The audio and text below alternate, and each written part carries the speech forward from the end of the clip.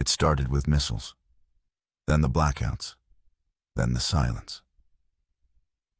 Only 2 months ago, I was just another former soldier trying to stay out of trouble in Lithuania. Then Russia invaded not just Ukraine, but the Baltics. They hit hard, fast, and without warning. I fought my way out of Kaunas, crossed through burning cities and frozen forests, and made it to Poland with nothing but a rifle and a pulse. I was drafted into a NATO support unit, survived the collapse of Lublin, held the line at the Vistula River as the front crumbled.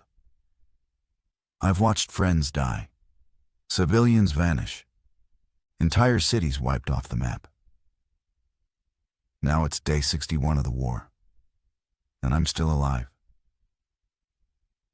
It snowed last night.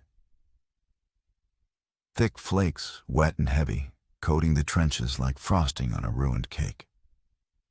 For a minute, it looked peaceful, silent, still, almost like home. Then I looked down at my boots and saw the blood frozen in the laces. We're near Sandomierz now, holding what's left of a logistics corridor between eastern Poland and NATO supply hubs further west. Our mission? Hold the line, reinforce the rail access, and keep Russian forces from slipping south along the Vistula. That's it. No glory, no advancement. Just dig in and don't die. The Vistula became more than a river. It's the new wall of Europe. To the east, everything is rubble and mud. To the west, there's still infrastructure.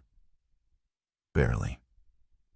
NATO's trying to keep momentum, but supply lines are stretched and morale is breaking. Rumors swirl every night the US is pulling back. The Germans want to negotiate. France is moving its armor to protect Paris, not Warsaw. We don't believe half of it. But the silence from command says enough. Day 63. My squad got absorbed into Task Group 9A, a mixed NATO unit made up of U.S. Airborne Infantry, Polish Territorial Defense Fighters, British Royal Engineers, a handful of Ukrainians who crossed the river 3 weeks ago after their unit was wiped out. We're a skeleton crew holding together a collapsing flank. Sometimes we see action. More often, we freeze.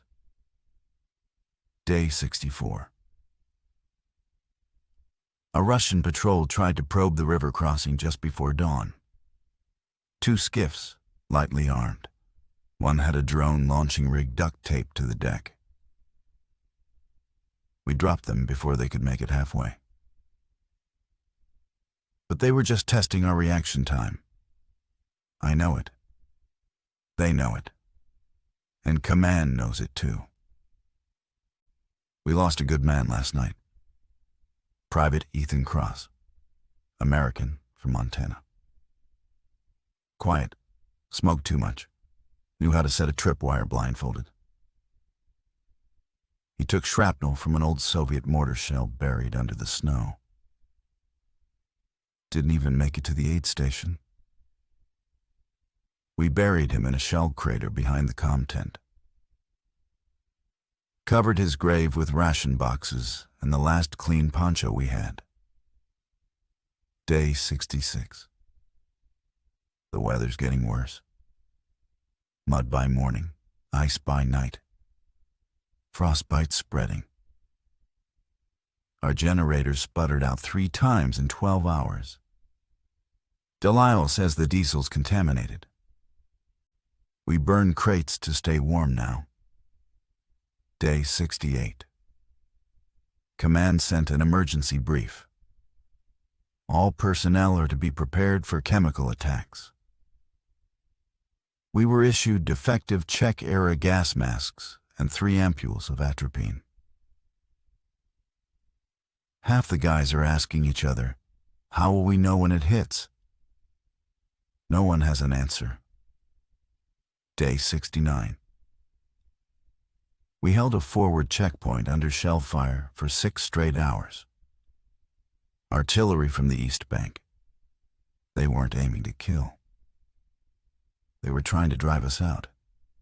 Didn't work. But it shook us. Especially Matus, the kid from Gdansk. He hasn't spoken since. Just stares at the sky like he's trying to find an exit. Day 70. Intel says China is now providing Russia with strategic reconnaissance support, though they're denying everything on paper. We saw a drone overhead yesterday. Too high to hear. Not Russian. Not NATO. We don't talk about that much. Day 72. Winter is here. And with it comes a rot. Not just in our gear, in our minds. We sleep in shifts, guard in shifts, shovel latrines in shifts. We eat cold rations, drink from heated snow, and wait for the next burst of gunfire to break the silence. And the worst part? The silence is worse. We're alive. Barely. But the line hasn't broken. Not yet. Day 73. I thought winter would freeze the war. That we'd see a lull, something like a pause button. A chance to regroup, reinforce, breathe. But war doesn't respect seasons. And it doesn't slow down for snow. We got orders before dawn. Redeploy to Romania. No explanation, no choice. They gave us a new patch, Task Force Caspian, and told us we were now part of NATO's Southern Operations Command. Apparently, the Russians weren't just pushing from the north anymore. They were starting to reach west through Moldova, looking to destabilize everything from the Carpathians to the Black Sea. Our transport was an old Belgian troop carrier, rattling with every pothole as we passed abandoned fuel stations and ruined towns.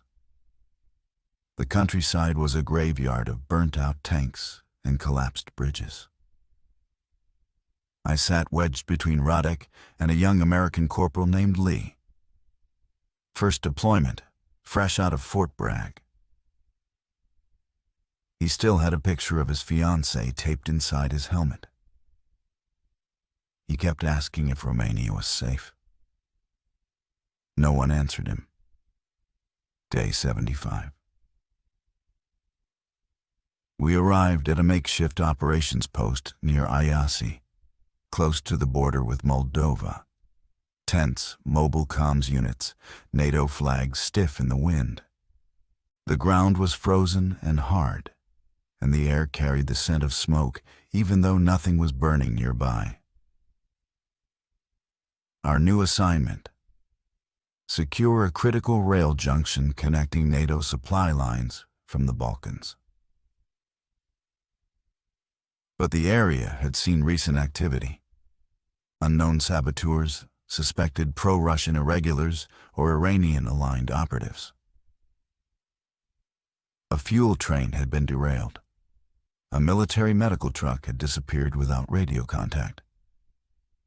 The war was getting messy. Not just uniformed soldiers anymore. This was asymmetric warfare.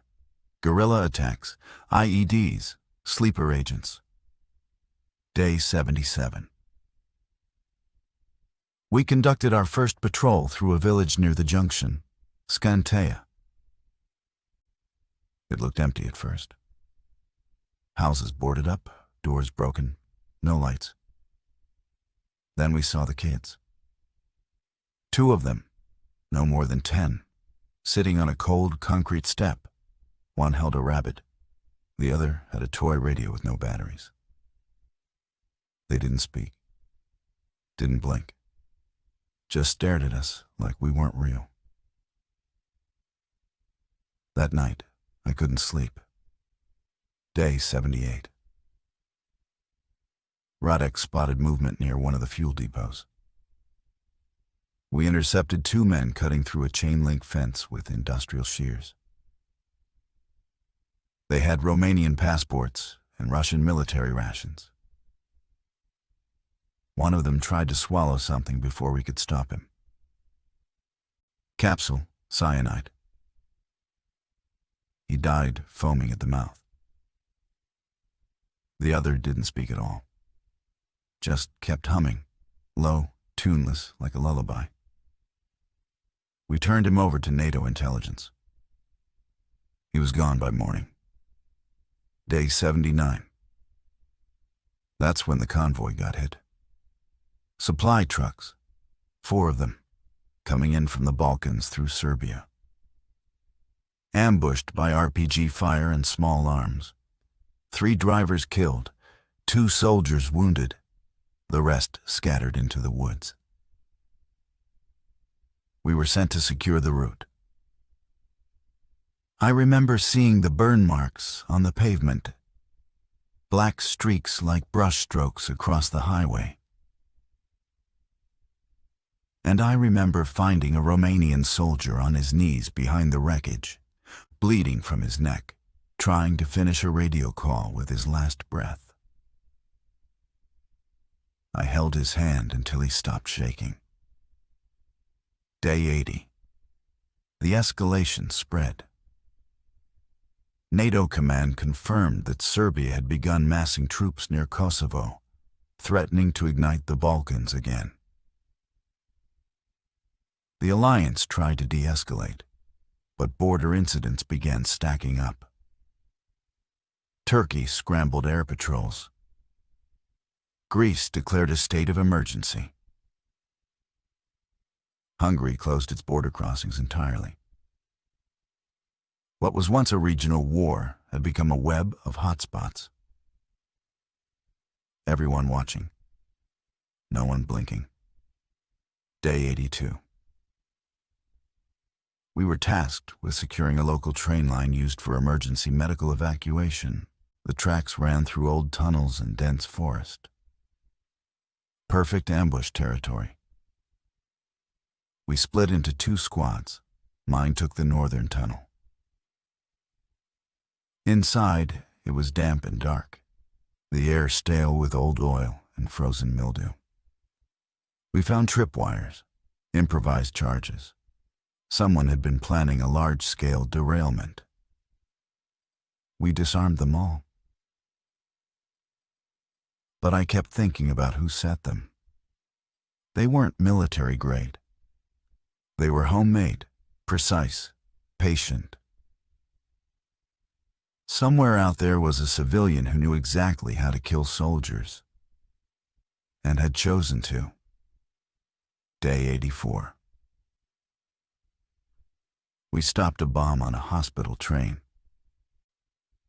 2 devices hidden under one of the medical stretchers, wired to detonate from a cell phone signal. We never caught the triggerman. That train was carrying children. That's the kind of war this had become. Day 85. Command moved us closer to the Moldova border. Word was Russia-backed separatists had begun advancing into northern Moldova, trying to connect territory from eastern Ukraine through the breakaway region of Transnistria. If they succeeded, they'd open a new front from the south. One that could threaten NATO's entire Balkan flank. We dug in again, set mines, stacked crates, watched the tree lines, and waited for shapes in the dark. Day 87. Lee, the young American, was killed by a sniper. 1 shot, clean, through the eye slit in his helmet. He never even saw it coming. I carried his body back myself. He still had that photo of his fiancée in his gear. I folded it into his hand before he zipped up the bag. Day 89. It's quiet again, but not the good kind. The kind before something terrible happens. We're still here, still holding. But for how long? Day 90. They pulled us out of Romania at 3 o'clock. No ceremony, no briefing, just orders on a cold slip of paper. Reassigned to Northern Sector, secondary support role, Kaliningrad region. Radek looked at the orders and muttered something under his breath in Polish. I didn't ask for a translation. I got the meaning loud and clear. The journey back north took 2 days.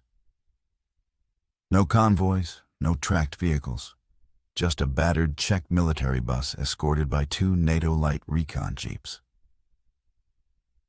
We passed ruined bridges, cratered roads, villages with names scorched off the signs. We stopped once to refuel in Lublin. I barely recognized it. Half the city had been flattened during the early weeks. What was left looked like a museum of trauma. Tents, sandbags, twisted rebar, and hollow-eyed civilians wrapped in tarps. A woman offered me a potato and wouldn't take anything in return.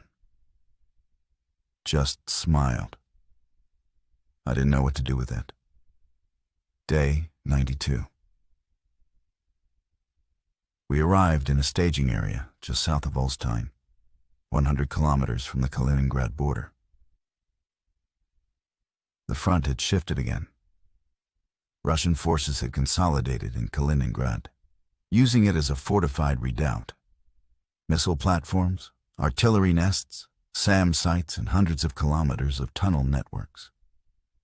Every attempt to breach the border had failed. Instead of pushing, NATO was boxing it in, suffocating it. But the Russians weren't planning to break out. They were planning to take others down with them. Intel confirmed multiple nuclear-capable Iskander systems were now operating in the region. Some mobile, some dug in deep. No one said the word nuke. But it hung in the air like frost. We were attached to a search and recovery team tasked with intercepting or neutralizing mobile rocket platforms in rural areas outside the Kaliningrad perimeter. Find the trucks. Kill the trucks. Get out alive. Simple on paper. Hell in practice. Day 94. Our first operation was outside Braniewo, near the old Elblag Canal. Dense forest, fog, dirt roads choked with ice. We moved in with a joint British-Polish team and 2 Estonian drone operators. The drone picked up heat signatures near an abandoned factory site. We advanced under radio silence. The trucks weren't there. But someone had been. Fresh tracks, still warm food rations, maps left behind, lines drawn through civilian towns, down to the minute. A planned route, a mobile launcher, still moving. Day 96. We hit a jackpot. 2:43 a.m. Radar pinged a launcher on the move. Low visibility, no air support. We launched a quick strike team, 6 of us, moving fast through frozen fields to intercept at a choke point along a rail bridge. The launcher never made it. Not because we stopped it. Because someone else did. We found it burning, crew dead, tires melted to asphalt. Nearby, 2 civilians, both shot in the head, execution style. Locals, partisans, Spetsnaz? No one knew. But the launcher was real. And so were the warheads. Day 98. Russian forces pushed out of Kaliningrad again. A feint. 2 brigades supported by long-range artillery. They didn't mean to take territory. They meant to punish. We lost a dozen NATO soldiers and over 50 civilians in a single morning barrage on Bartosais. I was in a medical station treating a boy with frostbite when the first shell hit 2 blocks over. Everything went white. Then orange. Then screams. Day 99. Command declared northern Poland a combat buffer zone. No civilians allowed. All non-critical infrastructure stripped. Farms burned to deny cover and supply. It felt like the old wars, the ugly kind. We received word from German command that Berlin had gone into full wartime rationing. Power grid under strain. Medical supply chain collapsing. Refugee housing full. Berlin wasn't under fire yet. But it was bracing. Everyone was. Day 100. We pushed into the forest again. One of the Estonian drone pilots spotted a camouflaged site near a logging trail. Could have been nothing. Wasn't. It was a Russian recon post with encrypted comms gear still active. We neutralized the guards and took the site. Inside, we found laptops, paper logs, detailed maps, and a name written in red ink across one wall. Düsseldorf. We turned everything over to NATO intelligence. The implication was clear. Russia wasn't just defending Kaliningrad. They were planning to retaliate if it fell. Day 101. I asked Monroe, still leading our detachment, what she thought the endgame was. She looked at me, eyes rimmed with exhaustion. There is no endgame, only escalation, until someone blinks or everything burns. I asked if she thought NATO would push into Kaliningrad. She just nodded. Slow, heavy, like a confession. Day 102. We were pulled back for rest rotation. First one in nearly 3 weeks. I slept in a church basement with a leaking roof and 5 guys snoring in unison. I didn't even care. I just wanted one night without gunfire. Didn't get it. Day 103. We were on our second hour of sleep when the lights went out. Not just the generator. Everything. No backup systems, no drone feeds, no comms uplink. Just dark. And then came the rumors. At first, it was just whispers around the mess hall. Someone had heard a weird transmission. Someone else said Berlin was under lockdown. Then one of the comm sergeants came sprinting down the hallway like a man who'd seen a ghost. "Check the SAT signal," he shouted. "Now." A few minutes later, we were all huddled in the back of the command truck, staring at a portable monitor running off internal battery. It showed a news broadcast. At least, it looked like one. The NATO flag, the seal. A suited spokesperson behind a podium, delivering a calm, well-pronounced statement. Effective immediately, NATO forces will commence withdrawal and cessation of all offensive operations. What followed sounded like a formal surrender. The problem? It wasn't real. 30 minutes later, we got confirmation from SHAPE headquarters in Belgium. "That broadcast is a fabrication, a cyber attack, deep fake overlay using previously recorded press footage." And then came the real gut punch. The signal was broadcast across every German civilian channel.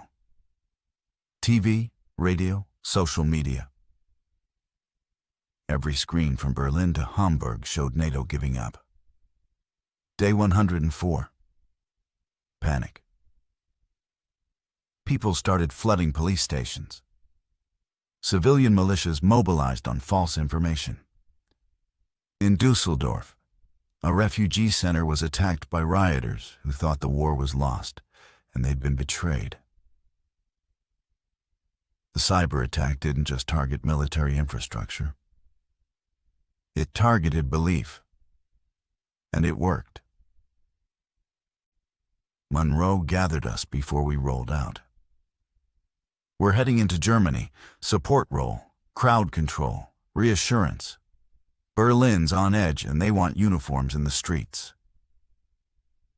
None of us wanted the assignment. But we knew how bad it could get if fear took hold. And fear was spreading faster than bullets.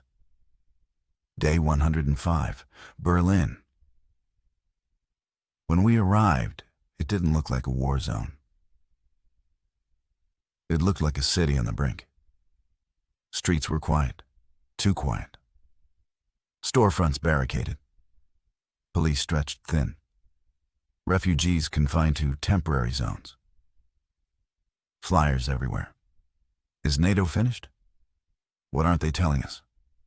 Berlin betrayed. We were posted on Karl Marx Alley, just a few blocks from the government district. We weren't guarding from invasion. We were guarding from collapse. Day 106. An improvised protest flared outside a UN information office. Mostly students and civilians, until a few masked agitators started throwing flares and smashing windows. We held the line, rubber rounds, shields, non-lethal protocol. Didn't stop the cameras from rolling. By nightfall, the footage was all over social media. NATO troops beating civilians in Berlin. Never mind the context. Never mind the firebomb thrown at Radek's head. The information war was in full swing. And we were losing it, even if the guns were quiet. Day 107. The real damage wasn't outside. It was inside command. German MPs intercepted a rogue platoon of military police in Frankfurt. They were hoarding encrypted drives and attempting to evacuate family members out of the country without authorization. No one said it out loud, but we all knew what it meant. People were preparing for the end. Day 108. Shape reasserted control. The fake broadcast was fully discredited. News outlets began damage control. A joint address from NATO Command aired in 5 languages, reaffirming the alliance's resolve and denouncing the attack as a Russian-Chinese cyber op. But the cracks were still visible. Germany's interior minister stepped down the next morning. France deployed riot police to contain looting in Marseille. Italy requested that NATO troops vacate several civilian zones to avoid tension. Day 109. I sat outside a checkpoint near Tiergarten, watching kids play soccer in a parking lot next to a U.S. Bradley IFV. It hit me then. The world didn't feel like it was ending. It felt like it was waiting. For something. A push. A scream. A decision. We weren't fighting battles. We were fighting the absence of clarity. And clarity is what war needs. Because without it, all you've got is chaos dressed in a uniform. Day 110. We got orders. Back to Poland. The line was shaking again. Russian armor was massing near Bialystok. We'd won time in the south, in Berlin, in the air. But time doesn't last long in a war like this. Day 112. They flew us into Romania on a C-130, so overloaded the seats were stripped out, and we sat on flak jackets over steel deck plating. We were heading south again, this time to hold something far more important than a city, a trench, or a flag. We were going to hold a river. The Danube is more than a landmark. It's an artery. Fuel, transport, water, communications. If it fell, NATO would lose control of everything south of the Carpathians. And if Russia and their new volunteers from Transnistria got a bridgehead, the Balkans would follow. Our destination, the Iron Gates hydroelectric complex near the Serbian border. Massive dam. 1,960 S-era Cold War concrete. Half Serbian, half Romanian, and wholly critical. Day 114. The briefing was clear. No matter what happens, that dam does not fall. There were 2 bridge crossings. We reinforced both. Mine was the western side, a narrow highway span exposed to hillfire and partially obstructed by wrecked civilian vehicles. We had 3 NATO squads, Romanian engineers, a Hungarian mortar team, 1 aging Croatian anti-air rig that hadn't fired in 5 years. Morale mixed. Our gear weathered. Our resolve solid. Day 115. First contact came at dusk. A small recon force, maybe a dozen irregulars, testing the perimeter. No insignia, light weapons, Romanian dialect. We engaged with suppressive fire. 2 down, the rest fled. But they left a message. Spray painted on a slab of concrete near the shoreline. Water runs red. Propaganda, or maybe prophecy. Day 116. We intercepted a drone targeting our comms relay. The Croatian AA rig didn't fire, but Delisle, a French logistics NCO turned drone hunter, shot it out of the sky with a borrowed shoulder launcher. Everyone cheered. For 10 seconds, we felt invincible. Then the river mines started drifting in. They were crude, DIY, floating inside old fuel drums rigged with proximity triggers, probably launched upstream from who knows where. The engineers detonated 3. A 4th blew near the east spillway, killing a Romanian technician and cracking one of the access conduits. We patched it. Barely. But the message was clear. The enemy wasn't trying to take the dam. They were trying to break it. Day 118. Artillery. Finally. Serbian nationalists, non-uniformed, began shelling from across the border, denying involvement while helping Russian-aligned saboteurs slip through the hills. We couldn't shoot back. The line was officially inactive. No combat authorization across the Serbian border unless fired upon directly. So we waited. And we watched the shells fall. Day 119. Monroe was hit.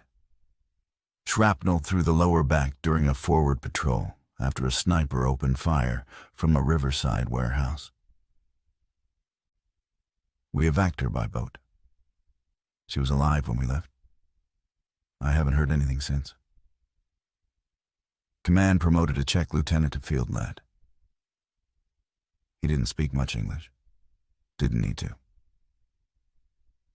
His first order was simple. You hold until dead or until relief. Day 120. They came in the fog. Boats, swimmers, divers. Saboteurs disguised as fishermen. One made it through. Got as far as the dam's primary pump station with a satchel charge. Radek tackled him. They both went down an access shaft. The explosion was muffled. The damage wasn't. We sealed the shaft. We never found Radek's body. Day 121. U.S. Marines arrived with Stryker vehicles and mobile radar.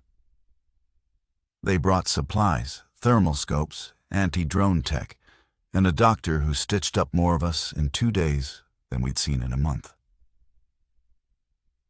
They also brought a satellite uplink. We saw the map. Everywhere was red. Kyiv, still under siege. Moldova, breaking apart. Belgrade on the brink. Bucharest under martial law. Day 122. They hit us again. Worse this time. A full frontal assault coordinated with a cyber attack that killed our radar feeds for 9 minutes. 9 minutes of silence. Then hell. Gunfire from the north embankment. Boats charging the western span. A drone drop on the switchgear tower. We repelled them, but barely. The dam held. But the foundation cracked in 2 places. We can't take another like that. Day 123. The Romanian engineers packed charges into the intake tunnels. If the dam were to fall, the protocol was clear. Blow it. Better to flood a valley than give power and propaganda to the enemy. I never thought I'd fight a war guarding a wall of water.